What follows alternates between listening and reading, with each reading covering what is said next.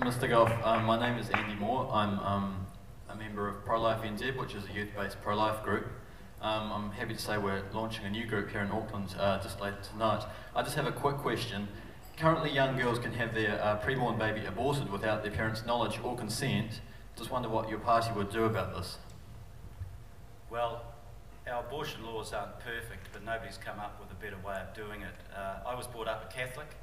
I have a deep unease about the taking of life, even at a fetal stage, but I've never believed that a law that prevents abortion does other than force people into the hands of backstreet abortionists to Australia or whatever. I've always believed that the best thing that we could do to work on was to prevent unwanted conceptions. And I'm not making any moral judgment on how best to do that, other than to say that it's better to prevent the conception of an unwanted child than to abort that child afterwards, and that's what we need to focus in that area on. Matthew. Yeah, hi Phil. You've been talking about a bipartisan approach to assisting families in difficulty and what have you to lower the child abuse rates and what have you. I'm wondering, where do you see the role of the voluntary sector versus the public sector in that issue? Because all the parties that we talk to would say, oh yes, we support providing assistance to these people, but the question is how and what is the most effective way. So I'm wondering, where does Labor see it? Does Labor see it as primarily the voluntary sector helps those people and the state picks it up when they can't? Or does Labor see the state as primarily being the helper and the voluntary sector somehow assisting the state? Well, I think the state's has a primary responsibility, Matthew, largely because they have the funds. I've got deep respect for what NGOs do right across our community in so many different ways. The Pathways to Partnership proposal introduced and funded in the last budget was designed to reflect that. We put a lot of responsibility on our voluntary agencies, and too many of our voluntary agencies spend too much of their time raising their funds rather than doing what they actually are all involved in the agency wanting to achieve. So it has to be a partnership between the two. I think it has to be government-led. It doesn't always have to be government-delivered, and I don't think that government is the repository of all knowledge about that. I think that the government agencies, the government in the broadest term, not simply the parliamentarians or the ministers, need to work in that close partnership that I think produces the best results. Who's got a mic? Two more questions, very quickly. Yeah, we just need a mic. Who's got it? Oh, just at the back here. At the back. Yep, stand up. Thank you. Yep. Catherine Gillies from Voice for Life. I've been involved for a long time in post-abortion counselling, and just following on from what Andy was saying, a lot of, and we've talked a lot about prevention, and I believe a lot of people wouldn't actually go down the path of abortion if they actually had fully informed consent and if they actually understood the impact of abortion on their lives, and there's heaps of studies out there. I'm not trying to soapbox here. That's okay. What's the question? Okay, so the question is, would you, I mean, in Gisborne, I'm from Gisborne, we've just been told that we have to provide abortion services, and that was partly because of the service contract from the health department, and they haven't gone ahead and performed them lately because the bookers won't do them. But would your government, would you be willing to support better information going out to people? Because I'm sure if people actually knew the full impact of abortion, they wouldn't be even encouraging people to do them. There's no way you would when you know what it does to people. Thank you.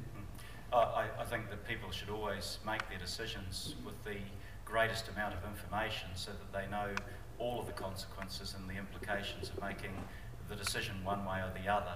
So I would support the provision of neutral information that set out all of the consequences, all of the things to think about. Can I just comment on something else you said? I don't think anybody should be forced to perform an abortion against their conscience. I think that's utterly unacceptable.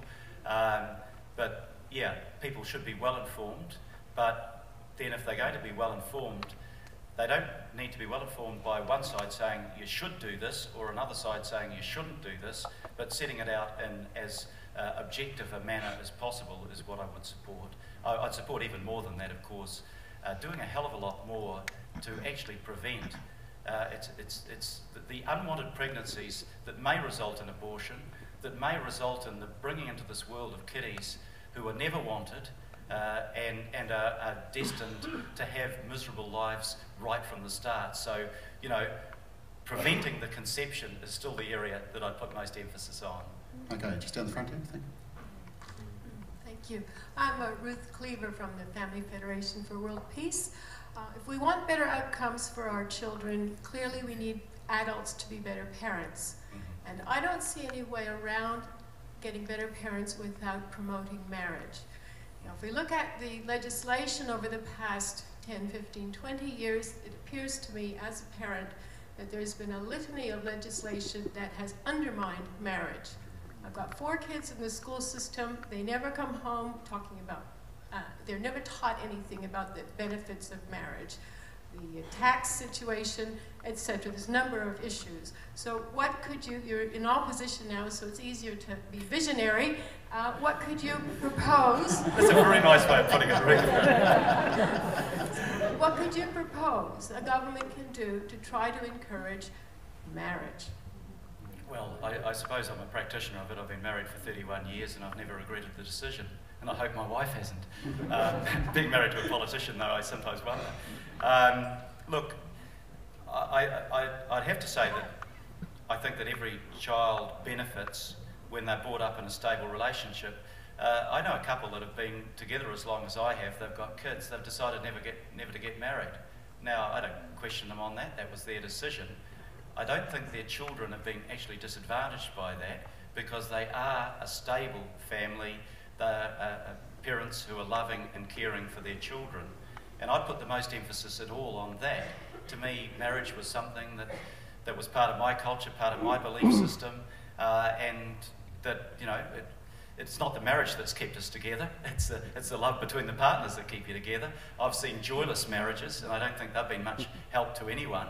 I think that, you know, really my bottom line on that would be to really tell people, before you make that fundamental decision in your life to have children, make sure that the family that they're going to be born into is a stable, caring and loving family. If you're not sure that that's going to be the case, don't have children. It's just not fair. If you're without children and you live together and you break up, there's not big consequences. But if you've got children, even if you do it in the right way, I think there are consequences. I'm not saying that unhappy relationships should be perpetuated. I don't believe that. But I believe that every child does best when they are brought up in a stable, caring, loving relationship where they have the right role models and they have that security around their early years of development. Okay, just final question, Mary. Yes, my name is Mary Pucky and I'm here representing some of the churches in Otara.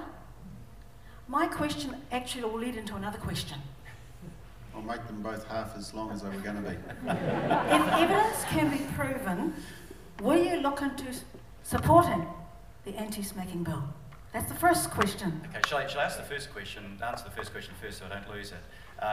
If I was convinced that good parents were being prosecuted or were liable to face prosecution for lightly smacking their children, yes, I'd change the law. I'd do it tomorrow. And could I just ask, will you read that evidence if you're shown it?